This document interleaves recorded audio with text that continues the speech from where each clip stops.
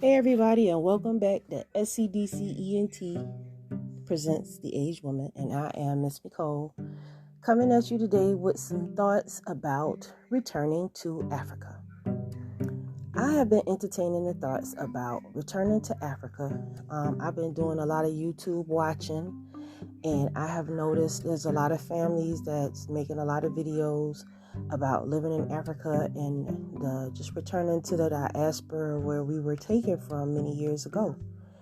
And I am very interested in going to Africa and just seeing what is possible. A lot of you who listen to my channel are entrepreneurs, and you have an entrepreneurial spirit, and you just want to do different kinds of businesses because that's just what you do, right? But the problem with that is it's hard for us to have a business in America because first of all, you don't really never have enough startup money to do anything. The second thing is finding people to deal with you, because really we don't have businesses as Black people. We really don't have anything. So we can't support each other because we really don't have the means to support each other. And then if we did have the means to support each other, a lot of times we just like supporting the oppressor. So I think that I am a entrepreneur to my heart. I didn't even know that I was until I just sat down and just, really put myself to work. I've built many businesses for many years now. Since 2014, I've been a life coach.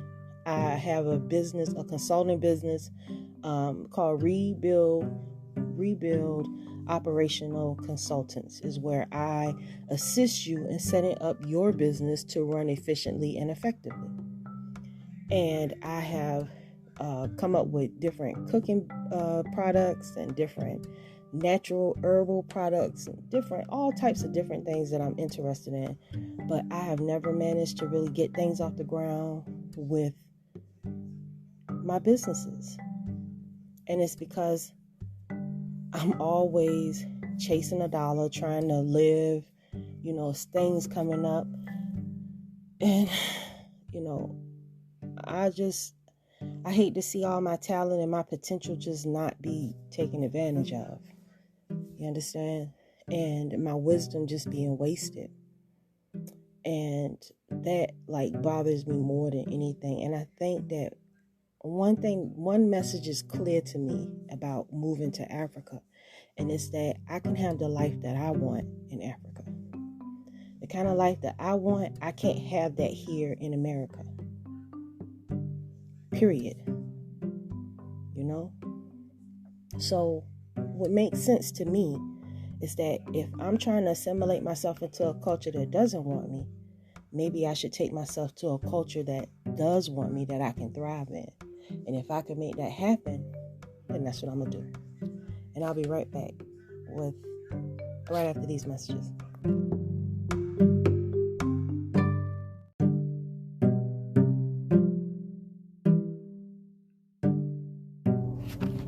Hey everybody, and welcome back to SCDCENT presents The Aged Woman, and I am Miss Nicole, coming back at you today, and just talking about me entertaining the thoughts of moving back to Africa.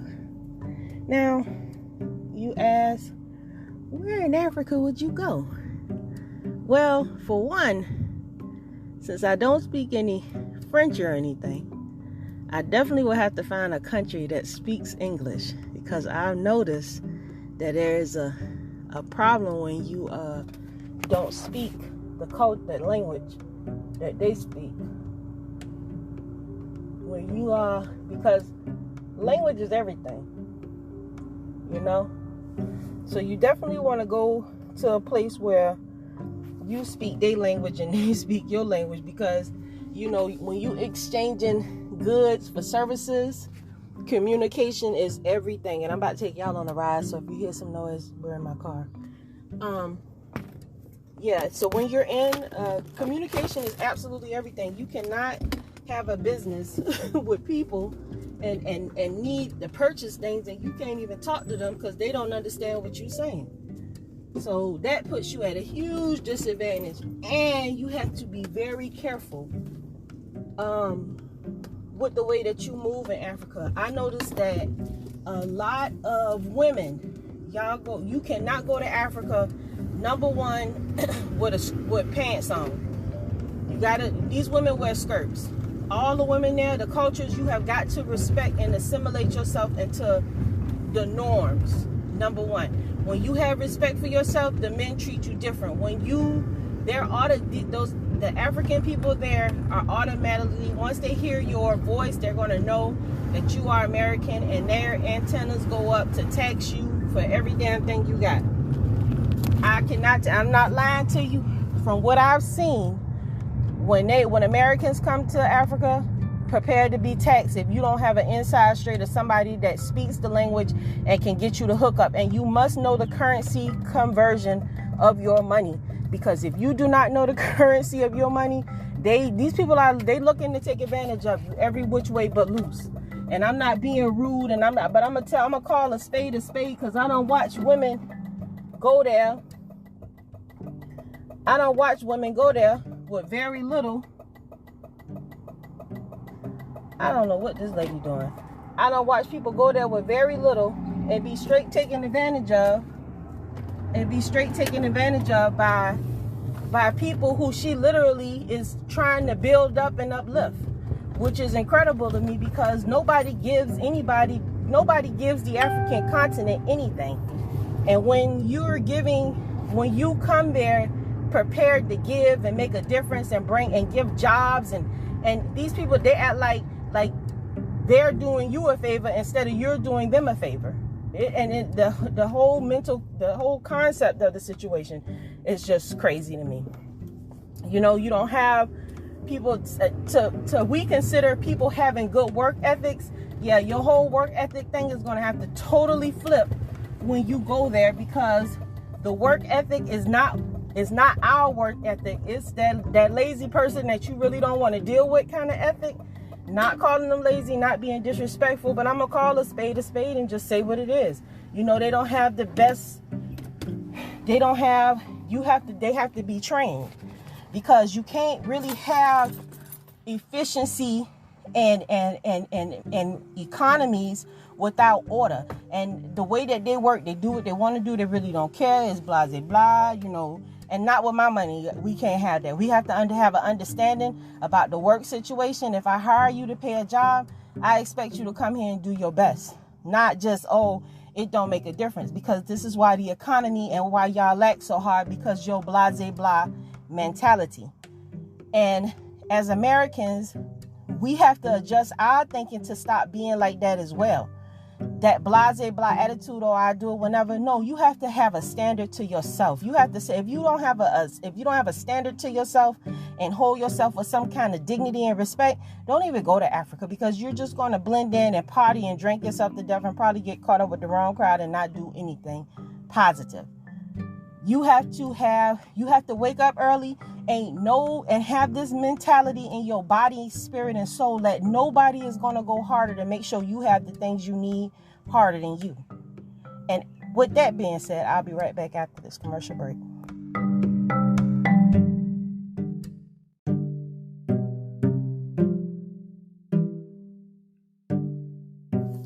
Hey everybody, and welcome back to the Aged Woman SCDC ENT Presents. And just the FYI, you guys, if you haven't heard before, SCDC ENT is a studio that we have here in Gaffney, South Carolina, that my husband started many years ago. So I'm always up in the studio recording. So I always like to give a shout out to my husband for making this possible for me. So back to what I was saying. So like I said, I've been entertaining the thoughts about going back to Africa. And I have been following a few YouTubers. And like I said, I'm just basically talking about things that I've seen in multiple places, different areas of Africa. I've been following different YouTubers because I'm interested in multiple places. I love, of course, everyone loves Ghana because the president made it clear, come on back. We're waiting for you. We love you guys. Come on, let's go. But Ghana has become very saturated with a lot of people, which is a great thing. There's nothing wrong with that, but it still has, some aspects of it that I really don't, that I just don't feel myself assimilating with, personally. And personally also, just as a side note, I just feel like if we are ready to return to the diaspora where we come from, where we were stolen and sold from, why are they not more acceptable of us coming back in and making it easy for us to transition back into the culture? We already know that you guys sold us to the Arabs, the Caucasians. So why is it that we have to come there and we're considered foreigners?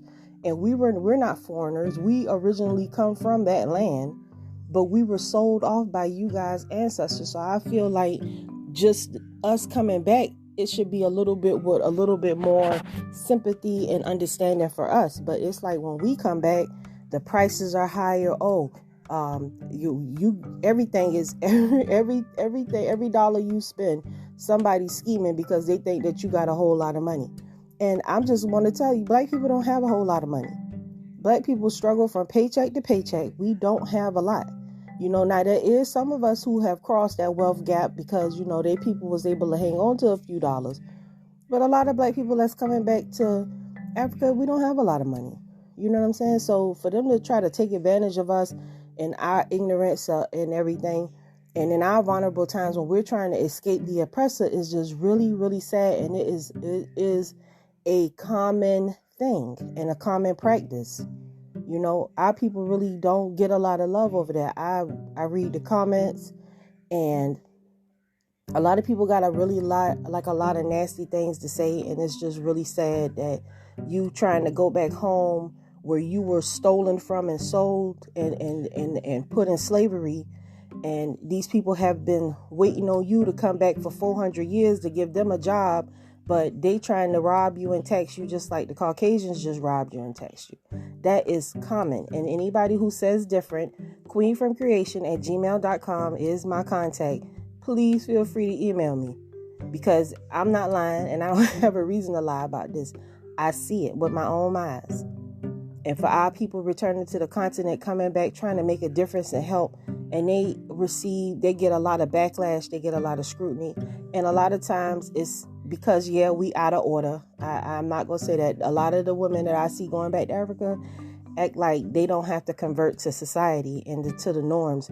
If you converted to America's norms, that you could do whatever you want, you should convert to their society and understand that you can't do what you want. It's rules out here, and it's rules for a reason.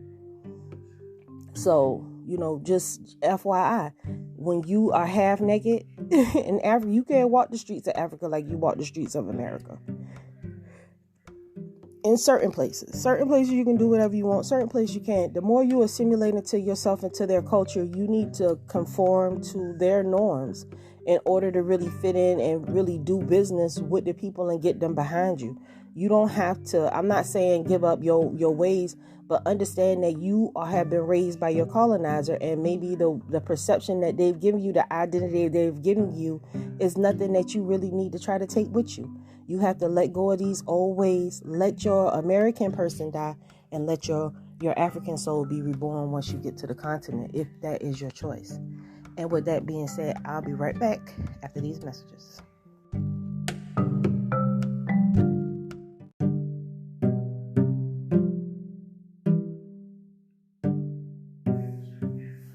Hey everybody, and welcome back to SCDC ENT presents The Aged Woman, and I'm Miss Nicole.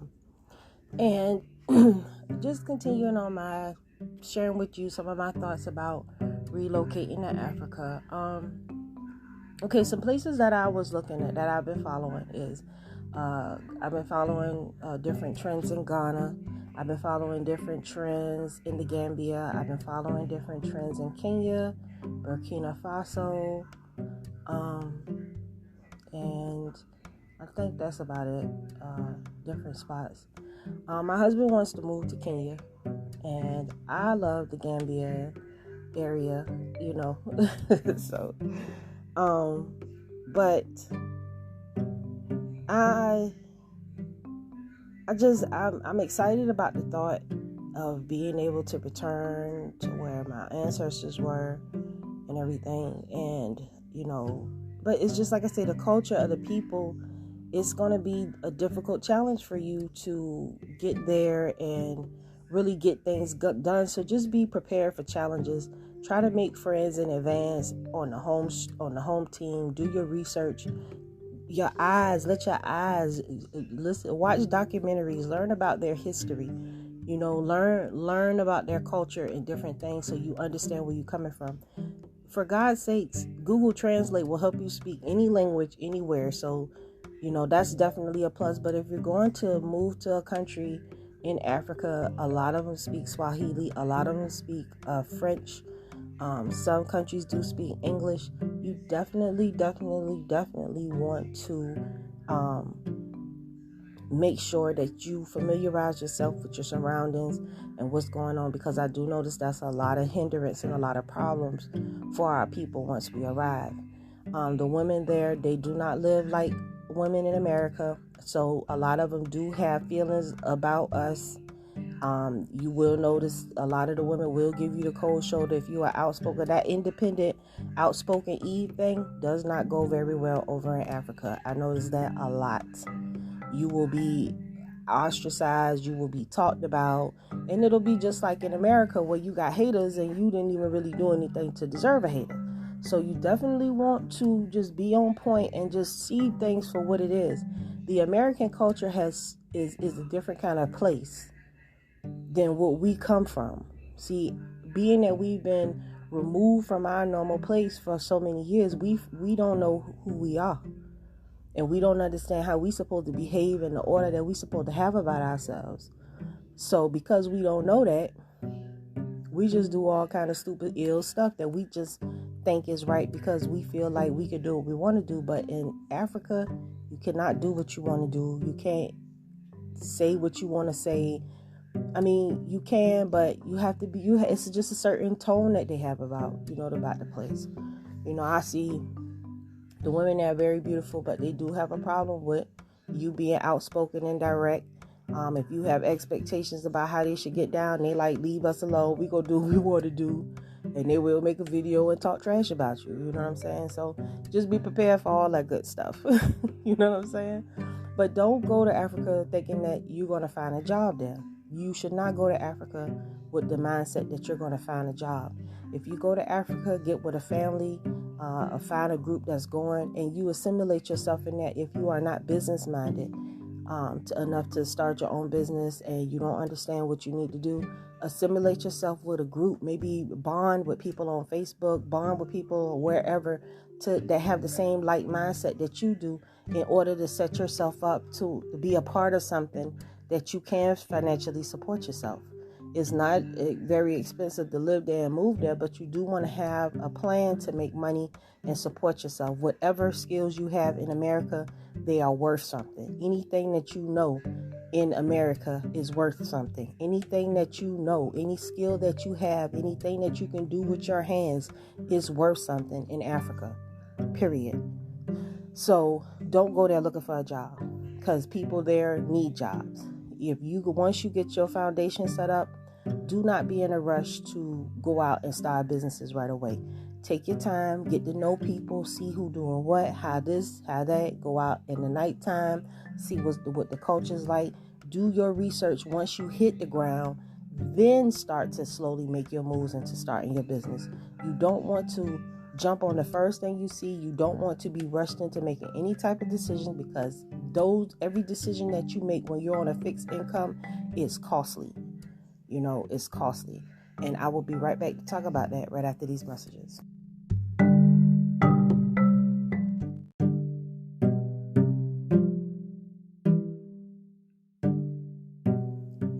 Hey everybody, and welcome back to SCDC ENT Presents the Aged Woman, and I'm Miss Nicole.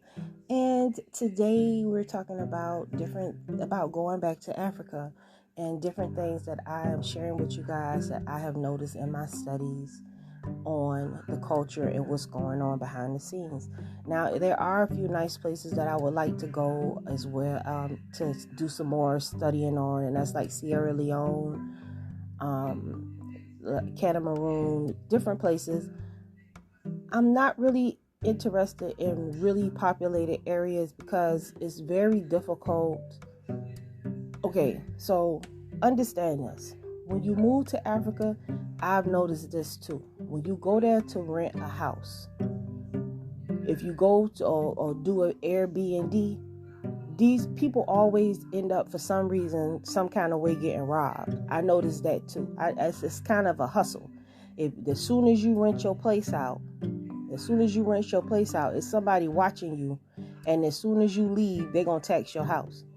Don't get you no kind of in-house security, because in-house security be in on the tape. They will rob you with security. Make sure you set up your perimeter and leave somebody at your house at all times. Everybody should not leave at one time to just be out until you get comfortable. You got to make sure you secure your perimeter, because remember, you live in, especially depending on what area, you living in areas where people have absolutely nothing. So they will come and rob you and take everything that you have. So you have to be on point when it comes to security and your belongings and the things that you have. Don't fall for the rental. Oh, we gonna stay in this house for a little while, and the renter man got somebody staying there for security, and the renter man, and y'all have to be on point, because they scheming on you. Don't get so in love with Africa that you just forget where you at. It's just like moving to the hood, and niggas is scheming. Period. Just for the lack of a better term, they scheming, and you just really need to be aware of that. Understand what the financial aspect of it is. Make sure you understand currency conversion and find out what the price of something is.